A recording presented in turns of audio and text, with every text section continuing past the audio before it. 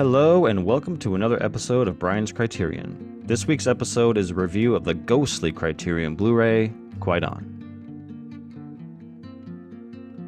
Before we dive into the Criterion itself, let's briefly talk about the film. Kwaidan was released in 1964 and is directed by Masaki Kobayashi and written by Yoko Mizuki.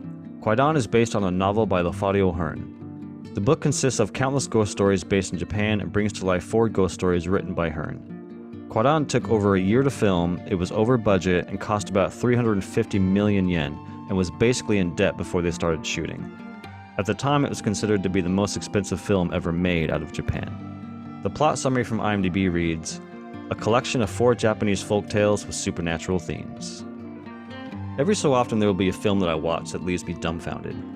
Movies that by the end I feel like I just experienced something. These are movies that affect me. I might not know how or why, all I know is that I feel something. Some examples are films like 2001: A Space Odyssey, Seven Samurai, Lawrence of Arabia, and The Shining. These are all films that by the end I just sit there trying to unpack the experience I just endured. Kwaidan is 100% added to that list.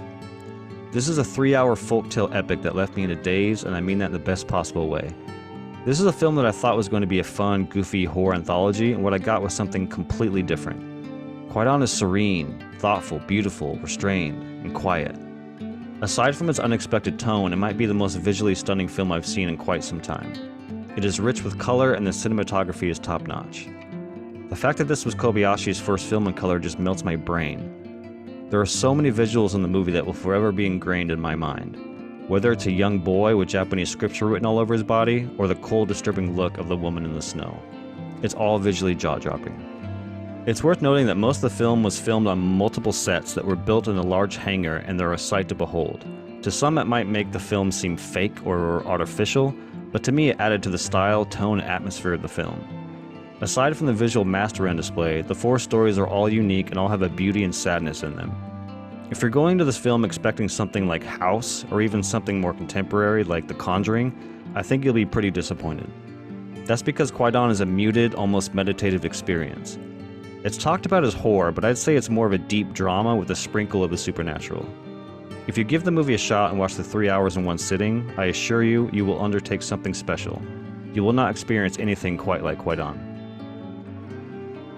Up next is the Criterion Blu-ray itself. It's worth noting up front that this Blu-ray is the 180-minute version of the film. For decades, people have been watching the 160-minute version, but this version is the full 3 hours that Kobayashi intended. On the disc are 3 interview featurettes. There is a 15-minute interview with Kobayashi where he talks a little bit about the making of the film. Next is a 25-minute interview with the AD of Kwaidan, Kiyoshi Urasawa.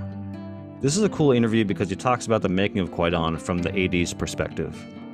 He also talks about different versions of the film, as well as the Cannes Film Festival dilemma. Lastly, there's a piece about Lafcadio Hearn, the author of which the Kwaidan stories originated. This is very interesting because you get to know the man behind all these great stories and how he started writing them. Inside the case is an essay by critic Geoffrey O'Brien, which is expertly written and lays out all the reasons why this movie rules. In conclusion, this might be too long for most people, and some people may call it boring, but for me the movie was mesmerizing. It put me in a 3-hour trance, sucking me into its style and atmosphere. It's really unlike anything I've seen and probably ever will see. It reminded me so much of how I felt after watching 2001: A Space Odyssey, which to some that might be a weird comparison to make, but I make it because both movies enchanted me, and both of them, as the credits rolled, I said to myself, I don't know what the hell I just watched, but it was awesome. Okay folks, that's it. Hope you enjoyed this video, and please like and subscribe, and as always, I will see you in the next Criterion review. Cheers.